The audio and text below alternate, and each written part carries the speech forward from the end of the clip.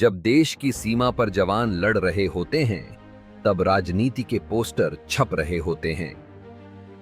नमस्कार, मैं हूं आपका दोस्त जो दर्द में भी सत्य ढूंढता है। आज की इस खास रिपोर्ट में बात करेंगे एक ऐसे ऑपरेशन की जिसे अब तक हम सिर्फ सेना का मिशन समझते थे, लेकिन अब वो वोट बैंक बन चुका है। नाम है ऑपरेशन सिंदूर।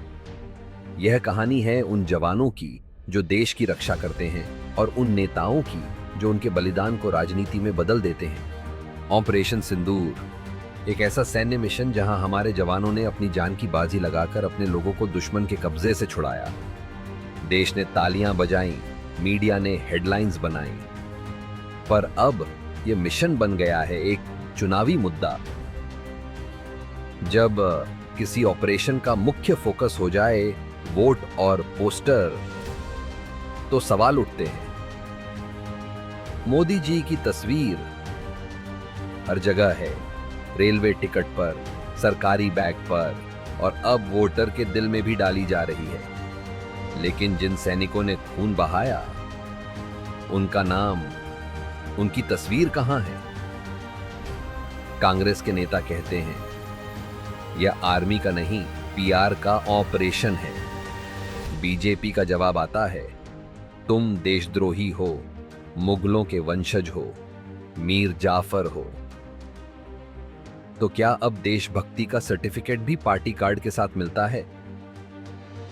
सेना के नाम पर फोटो प्रिंट, लेकिन सेना का नाम नहीं। यह सम्मान है या स्टंट? 2004 के चुनाव में भी हमने देखा, बालाकोट के बाद पोस्टर, सर्जिकल स्ट्राइक के बाद नारा, और अब ऑपरेशन सिंदूर के बाद टिकट, बैग और रैली। आप बताइए, क्या सेना के मिशन को चुनावी मंच से घोषित करना ठीक है? क्या जवानों की शहादत का वोट में इस्तेमाल उचित है? यह वही सेना है जिसे पहले 1 रैंक 1 पेंशन के लिए सड़क पर उतरना पड़ा था, और अब उनका काम वोट बैंक बन गया है। टीवी चैनल्स खामोश हैं, प्राइम टाइम में कोई एंकर नहीं पूछता, मोदी जी, यह सेना का ऑपरेशन है या आपका कैंपेन? क्या आपने किसी गोदी मीडिया चैनल पर यह बहस देखी कि जवानों के बलिदान की जगह किसी नेता की फोटो क्यों दिख रही है?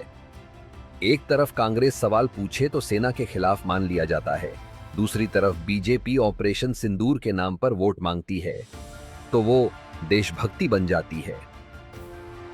भारत की राजनीति में यह पहली बार नहीं हो रहा है। 1970 के युद्ध के बाद इंदिरा गांधी ने देश की मां बनकर वोट लिया था, पर तब पूरी सेना को सम्मान मिला था, मेडल दिए गए थे। आज तो टिकट पर सिर्फ एक मुस्कुराता चेहरा दिख रहा है। क्या ऑपरेशन सिंदूर के वीर जवान रेलवे प्लेटफॉर्म पर मोदी जी की फोटो के नीचे फिट हो गए? फेसबुक, व्हाट्सएप, ट्विटर पर लोग कह रहे हैं मोदी ने बदला लिया।